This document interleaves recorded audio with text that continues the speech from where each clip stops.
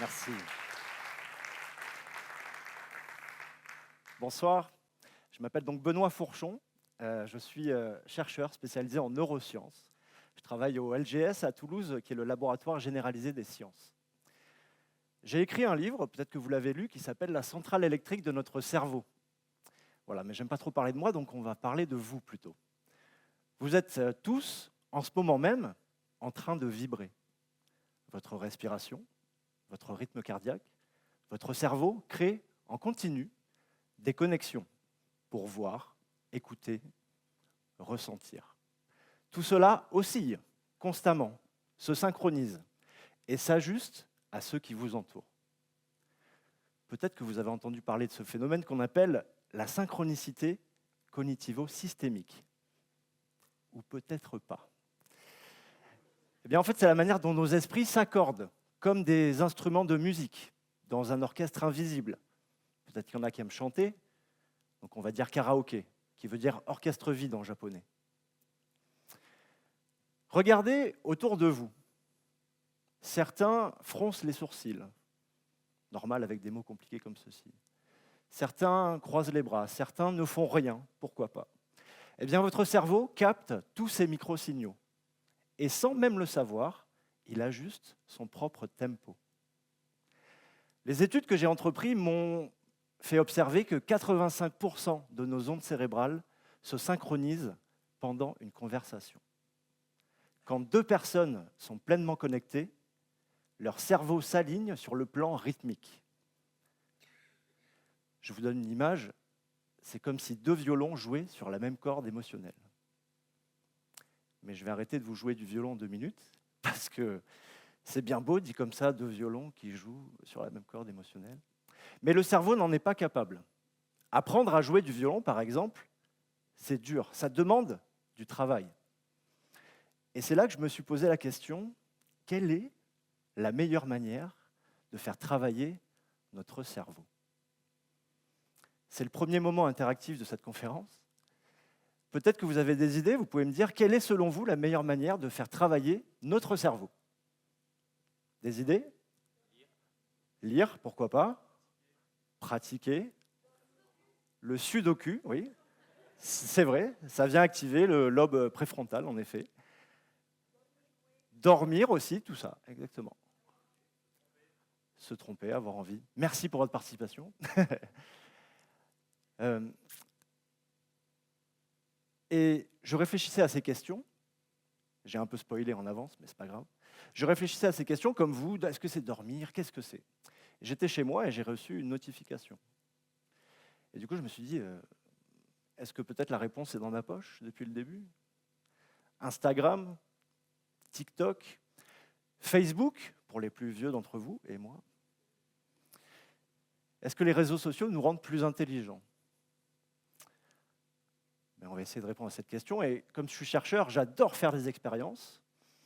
Donc je me suis réuni avec mon équipe à Toulouse et puis on a mis en place un protocole expérimental.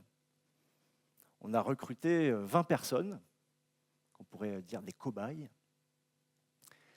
et on les a emmenés dans une maison en Espagne pendant 28 jours. Arrivé en Espagne, là-bas, on a créé 2 groupes avec ces 20 personnes. 10 personnes qui seraient obligées d'utiliser les réseaux sociaux 10 heures par jour. Oui, c'est beaucoup, mais c'est une expérience. On a appelé ce groupe les geeks. L'autre groupe, eux, aurait pour interdiction d'utiliser les réseaux sociaux. Ils auraient par contre tout le loisir de faire des activités culturelles, sportives, culinaires, pourquoi pas. On a appelé ce groupe les plus heureux. Donc il y a un petit spoiler, il y a un des 2 groupes qui a passé un meilleur séjour que les autres. Le premier jour de cette expérience, dans cette maison en Espagne, on a fait passer toute une série de tests à ces 2 groupes distincts, tests individuels et collectifs, tests de QI, tests de culture générale, tests de logique, des sudoku, peut-être aussi. Et bref, il y en a plus d'une quinzaine, je ne vais pas tous vous les citer. On a enregistré ces réponses, ces résultats, on les a gardés au chaud. On a laissé vivre les deux groupes pendant 28 jours. On les a observés, bien sûr. Et le 28e jour, le dernier, on a refait passer exactement les mêmes tests à ces deux groupes. Pour comparer entre le premier et le dernier, voir s'il y avait eu une évolution, bien sûr. Les résultats qu'on a obtenus sont remarquables, intrigants, je sais pas, plein d'autres adjectifs, quoi. C'est le deuxième moment participatif de cette conférence. Je vais vous donner les consignes et vous pourrez voter si vous pensez que c'est le groupe des geeks qui a eu le plus de résultats, le meilleur résultat, pardon, par rapport à la première fois. Vous pourrez lever la main, le poing levé. Si vous pensez que c'est l'autre groupe, les plus heureux, vous pourrez lever la main, la paume ouverte. Je vous laisse 3 secondes de réflexion, qui est aussi le décompte, et vous pourrez répondre 3, 2, 1 à vos votes. Alors j'avoue que je ne vois pas grand-chose, mais si vous avez répondu les geeks, vous avez raison. Ils ont multiplié par 3 leurs résultats au test. Alors, est-ce que les réseaux sociaux nous rendent plus intelligents ? C'est dur à dire. C'est dur à dire. En même temps, en 10 secondes, je peux savoir comment ça fonctionne un trou noir. Je peux aussi comprendre enfin à quoi ça sert le théorème de Pythagore. Et je peux aussi acquérir des compétences pour réparer mon évier qui fuit depuis 3 mois. Donc je ne sais pas si ça me rend plus intelligent. Est-ce qu'on nous ment depuis le début, on diabolise les réseaux sociaux et en fait, c'est pas si mal, je ne sais pas. En tout cas, ce qu'on a observé avec notre groupe des geeks, c'est 3 choses. La première observation qu'on a eue, c'est une diminution du temps de résolution des problèmes. La deuxième, c'est l'augmentation, c'est ça, une augmentation de la capacité d'attention. Ouais. Et la troisième, voilà, le développement accru du sens critique.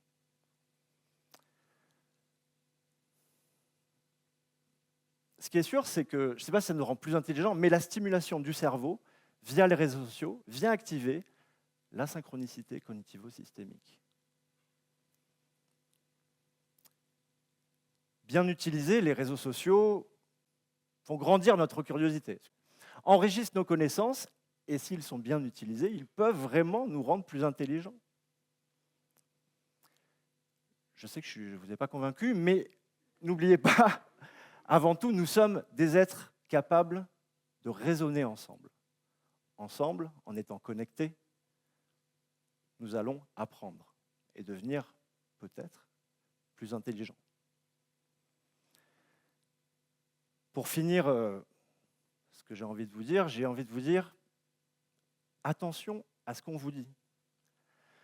Attention aussi à comment on vous le dit. Ce n'est pas parce que c'est bien dit que c'est vrai. Comme tout ce que je viens de dire à l'instant. Je ne m'appelle pas Benoît Fourchon, en fait. Je ne suis pas du tout chercheur à Toulouse au laboratoire généralisé des sciences. En fait, je m'appelle Gary. Bonjour, ça va ? Et en fait, le LGS, c'est le Gary Show, qui est un podcast que j'anime 2 fois par mois sur YouTube. En direct sur Twitch. Abonnez-vous, s'il vous plaît. Merci. Mesdames et messieurs, Gary. Et je veux ajouter du coup que je suis un imposteur et que je crois que j'ai respecté le thème de l'illusion. Ah bah là, complètement. Mesdames et messieurs, on peut applaudir Gary, s'il vous plaît. Merci. Reste avec moi, Gary. Je reste avec toi. Reste dans le rond rouge. Ne mentez pas. Qui a vu que c'était une imposture ? Levez la main. Qui y a cru ? Un. Donc il y en a 2, 3. Qui s'est douté qu'il y avait un petit truc un peu bizarre ? Ah, vous êtes prêts Et les pour autres, ça. vous assumez que vous êtes fait avoir. Ah, Let's go. un beau résultat. Eh ouais. Merci beaucoup d'être là. Ah là, vous êtes un peu dégoûté. Dites, ah, ils m'ont eu hein, quand même et tout. Je crois que Gary, tu voulais revenir sur quand même 2, 3 trucs qui étaient assez énormes. En fait, on va un petit peu débunker tout ça aussi, parce qu'on ne veut pas qu'il y ait des gens qui se vexent. Voilà. Et puis, pour vous dire aussi, on avait prévu de faire cette conférence, cette illusion, ce talk illusion, justement pour conclure cet après-midi en finissant, et puis en partageant, en débattant un petit peu. L'aplomb avec lequel Gary arrive en disant la synchronicité cognitivo-systémique. Alors, Il chaque n'y en a mot... pas un qui a toussé. Hein. Donc là, quand Simon Billy m'a invité du coup à cette conférence, il voulait mettre en lumière le fait que, parce que quelqu'un qui a un micro, qui dit des mots compliqués, qui dit des pourcentages, fait que c'est quelqu'un de sérieux, exactement. Donc non, pas du tout. Par exemple, synchronicité cognitivo-systémique sont des très jolis mots qui, chacun, sans les autres, veulent dire quelque chose, mais tous ensemble, là, ça ne veut rien dire. C'est vraiment synchronicité, non, ça ne veut rien dire. Pour que le public sache, on a gardé le secret dans un tout petit noyau de l'organisation du rôle que Gary avait ce soir. Oui, même Donc, les speakers ne savaient pas, du coup. 85%, moi je trouve que c'était un joli chiffre, donc j'ai mis ça, mais franchement, j'en sais rien, mais ça sonne bien. J'avoue, c'est pas too much, quoi. Voilà, je vous ai même joué du violon et vous étiez d'accord, apparemment. Ça c'est beau, c'est vraiment le verbe. Ça, on dirait que c'est un enfant de 6 ans qui a fait ce PowerPoint aussi. Tout a marché, quoi. Très bien. Ça, c'est donc je fais du théâtre d'impro. Par contre, je suis comédien aussi. Et du coup, c'était un week-end avec des improvisateurs. Voilà, c'était super.